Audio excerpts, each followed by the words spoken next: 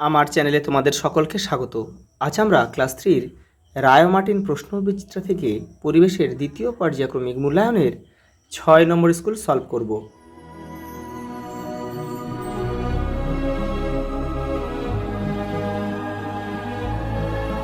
প্রথম প্রশ্ন দেখো, ছিটে বেড়ার দেয়াল কিভাবে তৈরি হয়?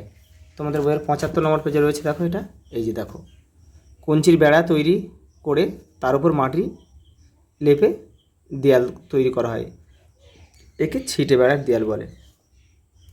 দেখো, ঘরামি কাদের বলে? যারা ঘরের চাল ছায়। এই দেখতে পাচ্ছ ঘরের চাল ছাওয়া কাদের কাছে? দেখো রয়েছে ঘরামি। তাহলে এখানে তোমরা কি লিখবে? ঘরের চাল ছাওয়া।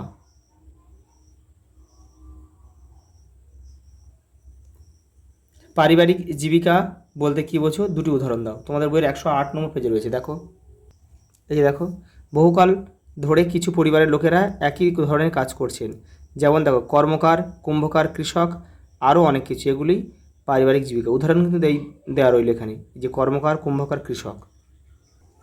দেখো পরেটা, কি কি কারণে মানুষ বাসস্থান পরিবর্তন করে? দেখো, আমরা এখানে লিখব কর্মক্ষেত্রে, কর্মসূত্রে মানুষ কিন্তু তার বাসস্থান ত্যাগ করে, চাকরি বা ব্যবসার ক্ষেত্রে। দেখো, এটা তোমরা একটু বড় করে লিখবে। আর কি কি?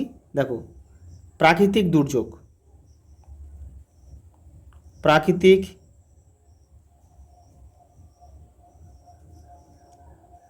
প্রাকৃতিক দুর্যোগেও কিন্তু একই জায়গায় বারবার ঝড় বা বন্যা হলে কিন্তু মানুষ নিরাপদ আশ্রয়ের জন্য কিন্তু তাদের বাসস্থান পরিবর্তন করে।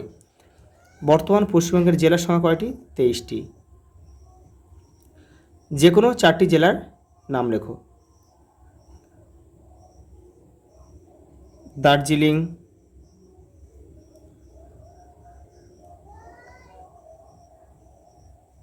কালিম্পং, কলকাতা। কলকাতা কিন্তু আমাদের পশ্চিমবঙ্গের সবচেয়ে ছোট জেলা। কলকাতা, হুগলি, আরও রয়েছে নদিয়া, হাওড়া। ওটা দেখো, ভেড়ার লোম থেকে তৈরি হয় পশম। একটি লুপ্ত জীবিকা হলো শাঁখা ফেরি করা। শিকার করা একটি প্রাচীন জীবিকা। যারা পালকি বয়ে নিয়ে যায় তাদের বলে বেহারা, আর যারা ঘোড়ার গাড়ি চালায় তাদের কিন্তু বলে কোচওয়ান। দেখো পরের প্রশ্ন, মানচিত্রে উত্তর দিক হলো উপরের দিক, আর দক্ষিণ দিক হচ্ছে নিচের দিক। এটা দক্ষিণ। ভূমিকম্প প্রবণ অঞ্চলে বাড়ি তৈরি করা হয় কাঠ বা টিন দিয়ে। শূন্যস্থান পূরণ করো। ড্যাশ হলো পোস্ট অফিসের নম্বর, পিনকোড।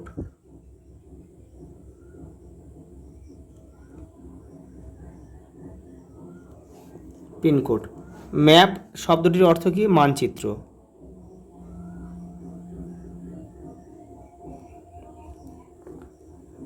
ড্যাশ গাছের আঁশ খুব শক্ত, শন। শন গাছের আঁশ খুব শক্ত হয়। পরে দেখো, খেলোয়াড়রা কী পরে? জার্সি। পাখির পালক দেহের তাপমাত্রা ধরে রাখে, পালক। পরের প্রশ্ন দেখো, পরের প্রশ্ন রয়েছে। দেখো, সঠিক উত্তরের জন্য সত্য আর ভুল উত্তরের জন্য মিথ্যা, মানে সত্য আর মিথ্যা আমাদের লিখতে হবে। ঠিক যেমন নির্দেশ দেবে তেমন কিন্তু লিখতে হবে। মাটির কলসিতে জল ঠান্ডা থাকে, সত্য। বাবার বোনকে মাসি বলে, এটা কিন্তু মিথ্যা, এটা হবে পিসি। যারা মাটির বাড়ি তৈরি করেন তাদের বলে রাজমিস্ত্রি, এটা কিন্তু মিথ্যা।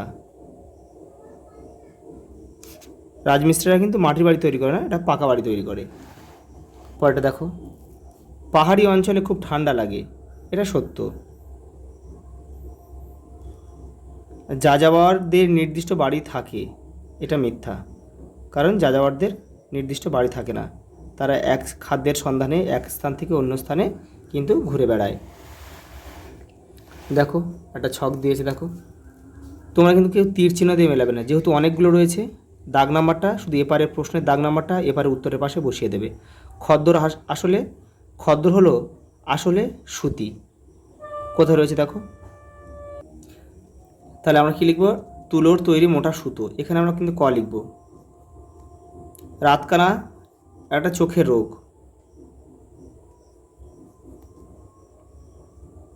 দেখো রামধনু বেনিয়া সহকলা, মানে সূর্যের 7 রং পরপর একটা পটিতে পড়ে, এটা হচ্ছে তোমার রামধনু। গ লিখতে এখানে আমরা। দেখো জলীয় বাষ্প জমে তৈরি হয় কি? মেঘ। ঘ। দেখো তুলসী পাতা কি? সর্দি কাশির ওষুধ, ওঙা লিখবো এখানে। আর দেখো আবল তাবল লিখেছেন সুকুমার রায়, এখানে আমরা চ লিখব। পরেটা দেখো,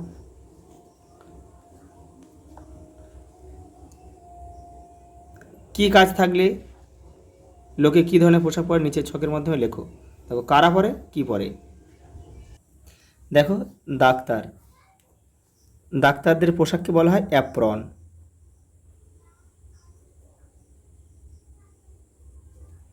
পুলিশ খাকি রঙের পোশাক। কলকাতা পুলিশ কিন্তু সাদা রঙের পোশাক পরে। নার্স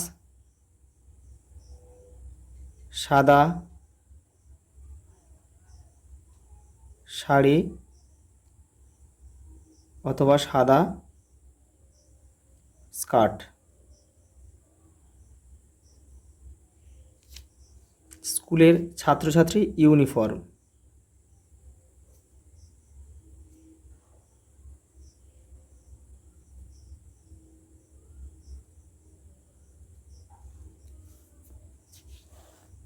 আজ এই পর্যন্ত, দেখা হবে পরের ভিডিওতে।